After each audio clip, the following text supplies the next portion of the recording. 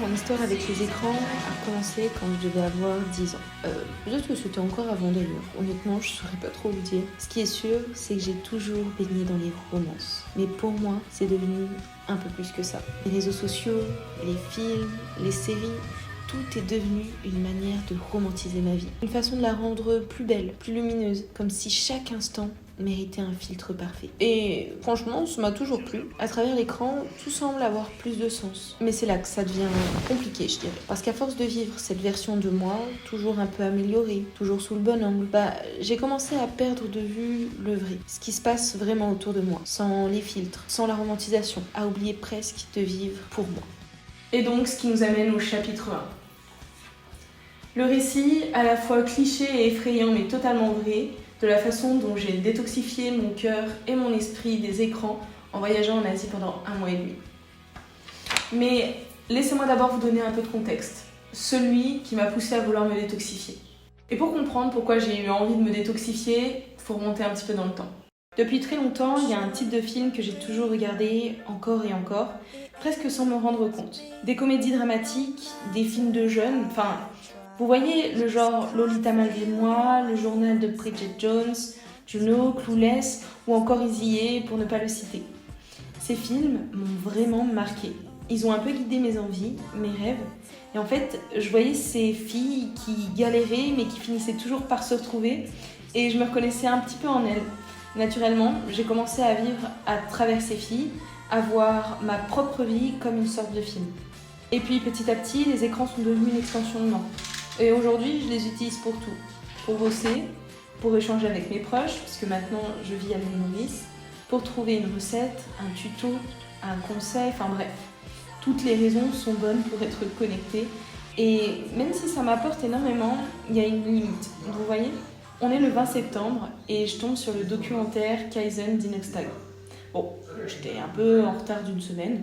Au début, j'étais pas trop motivée parce que je me disais que ça allait parler de gravir des montagnes, blablabla. Et comme j'y connais pas grand-chose en alpinisme, j'avais pas trop la motive.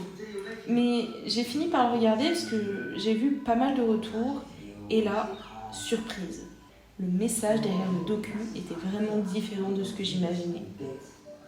Je me compte dedans parce que je suis comme ça aussi. Imagine si tu prends tout ce temps pour poser ton téléphone et te dire moi aussi je vais faire.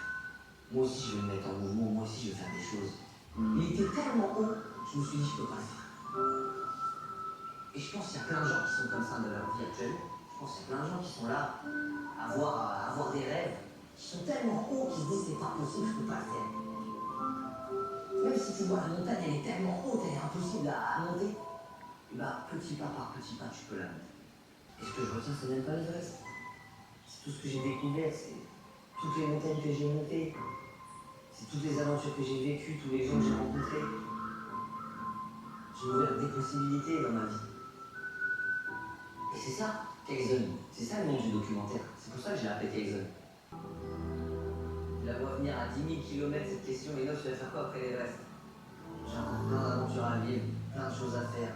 Et on s'en fout de faire plus grand ou plus impressionnant que l'Everest. Moi, je vais juste essayer de faire différent. Ça faisait déjà quelques semaines que je savais que j'allais partir en Asie.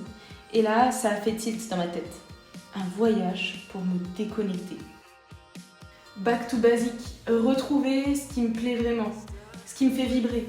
Oui, j'aime voyager. Oui, j'aime romantiser ma vie. Alors pourquoi pas allier les deux? Profiter de ces expériences et en même temps vous les partager. C'est la combinaison parfaite. Et c'est comme ça qu'on passe au chapitre 2. Le challenge de vivre sans filtre. Est-ce que ça fait pas un petit moment qu'on s'est pas vu? What? Attendez, faut que je vous explique.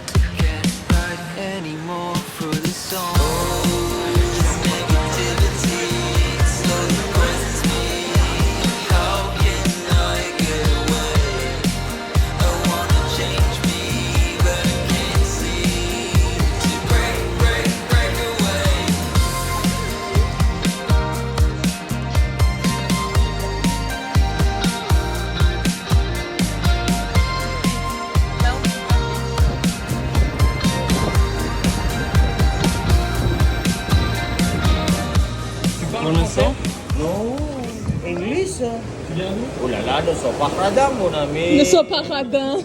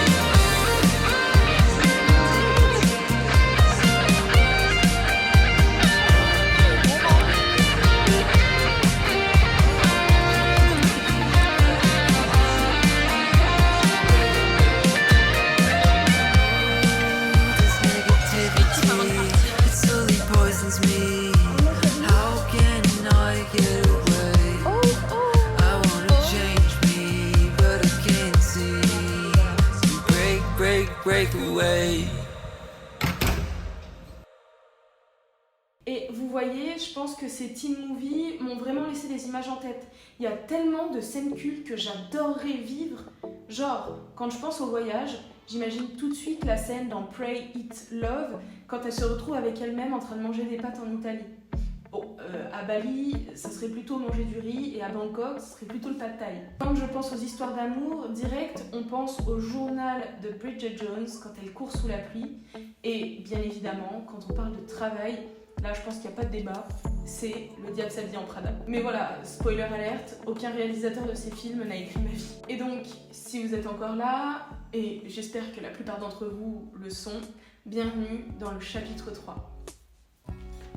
Comment moi, Loud, je suis passée de presque héroïne de teen movie à personne qui se retrouve pour de vrai. I won't know. And you tell me I'm messed up, but I really can't mess up to all the charges that you made. Don't mean to rain on your parade, but I do. And this is a toast to my release from all of your contracts and late fees. Wasn't gonna mention poor reception.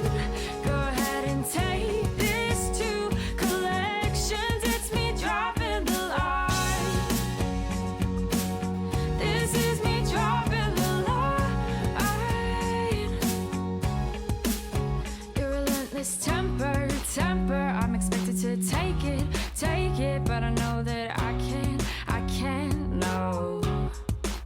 Won't ever change for you make me feel like nothing. Mais non, mais je veux faire un truc stylé. But I won't make one here tonight. No, I won't. And this is a toast to my release from all of your contracts and late fees. Wasn't gonna mention poor reception. Go ahead and take this to collections. It's me dropping the line. This is me dropping the line. Don't you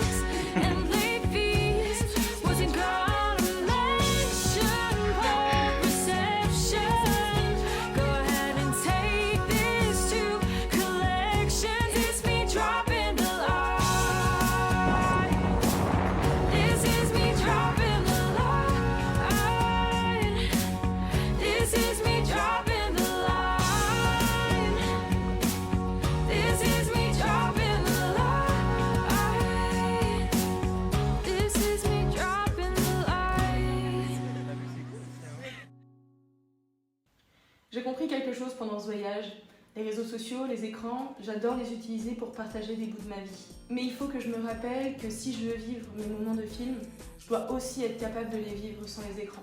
En gros, j'ai appris que si on voulait réaliser un bon film, il fallait parfois savoir poser la caméra.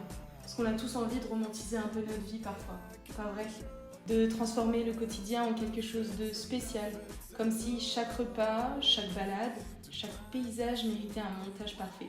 Mais parfois, le vrai luxe, c'est de juste profiter, de ne pas penser au meilleur angle ou à la meilleure lumière, mais de juste être là dans l'instant. Ça veut dire apprendre à trouver la beauté, même dans les détails simples, comme un plat de pâtes bien assaisonné, un verre de vin et un endroit qui te fait sentir que le monde s'est arrêté juste pour toi. Et parfois, c'est ça la vraie vie, une scène parfaite sans avoir besoin de spectateurs. Et en fait, c'est ça que je voulais partager avec vous. Parce qu'au fond, on peut tous avoir nos petits moments de film, mais pour les vivre vraiment, il faut parfois savoir les garder pour soi. C'est ça l'équilibre, savoir apprécier sans forcément capturer. Et finalement, j'ai compris que la magie était déjà là, dans les choses les plus simples. Fallait juste la laisser exister et en prendre conscience. Et puis parfois, ce qu'on ressent vaut beaucoup plus que n'importe quelle photo ou n'importe quelle vidéo. C'est le goût des pâtes, l'ambiance, sentir la pluie sur soi. Alors oui, aujourd'hui, je m'accorde ce moment, juste pour moi. Et si jamais l'envie vous prend de danser au milieu d'un repas, bah allez-y, parce que c'est dans ces petits moments qu'on trouve vraiment ce qu'on cherche.